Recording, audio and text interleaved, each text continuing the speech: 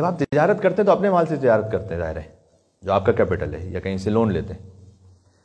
امام نے ایک نسخہ بتلایا۔ امام نے ایک شخص تھا عبد الرحمن بن سبابہ اس کا نام تھا، وہ بھی ایک بڑا تاجر تھا۔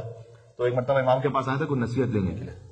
امام نے کہا کہ کیا میں تمہیں ایک ایسی نصیحت کروں کہ تم تجارت فقط اپنے مال سے نہ کرو بلکہ دوسروں کے مال میں بھی شریک ہو جاؤ، تم یعنی دوسروں کا مال بھی ایک طریقے سے تمہاری تجارت کے کام آ جائے۔ تو پھر کتنا بڑا کیپٹل ہو گیا۔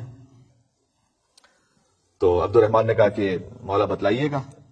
امام نے بیان فرمایا علیک بصدق الحدیث و اداء الامانہ، اگر سچ بول کر تجارت کرو گے اور امانت کو وقت پر ادا کرو گے تو فقط اپنے مال سے تجارت نہیں کرو گے، دوسروں کا مال بھی تمہارا ہوگا، سمجھو وہ بھی تمہاری تجارت میں مددگار ہوگا۔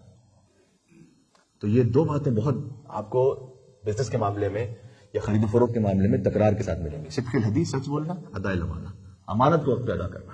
پھر اور حدیثوں کو اگر جمع کیجئے، کچھ ہم نے لکھی تھی یہاں پر کہ امام نے بقیہ اور حدیثوں میں بیان کیا کہ اس کے کیا آداب ہیں، کیا ولا تکتم عیبا، جب تجارت کرو تو عیب نہ چھپاؤ،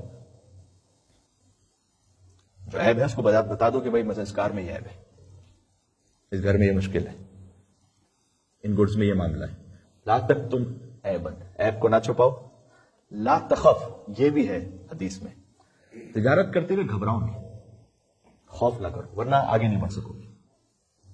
تو ایک بڑا بیلنس، اس کی ایک فائن لائن ہے کہ اوور ایمبیشس بھی نہ ہو جائے، رسک کو کیلکولیٹ ضرور کرے لیکن گھبرائے نہیں۔ جو گھبرائے گا اور تجارت میں خوف کرتا رہے گا تو کبھی بھی کوئی آگے ترقی نہیں کر پائے گا، آگے بڑھ نہیں پائے گا۔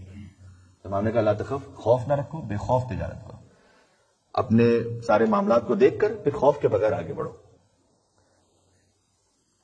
بہرحال پہ فرمایا امام نے کہ اے عبد الرحمن، یاد رکھو کہ راہ خدا میں شمشیر چلانا زیادہ آسان ہے، رزق حلال کمانا مشکل ہے۔ اللہ اکبر، شمشیر چلا لو گے یہ آسان ہو جائے گا، رزق حلال کماؤ گے یہ مشکل ہے۔ تو خیال کرنا کہ سچ بولو، امانت کو وقت پہ ادا کرو۔ بات واضح ہو رہی؟ یہ آج کی گفتگو کیوں ہوئی؟ سورہ نور کی آیت نمبر 37 کی روشنی میں کہ اللہ تعالیٰ نے کہا کہ کچھ اللہ والے ایسے ہیں کہ جنہیں ان کی تجارت یاد خدا سے غافل نہیں کرتی۔ وہ کون سی تجارت ہے جو یاد خدا سے غافل نہ کرے؟ وہ یہ تجارت ہے جو ابھی عرض ہو گیا۔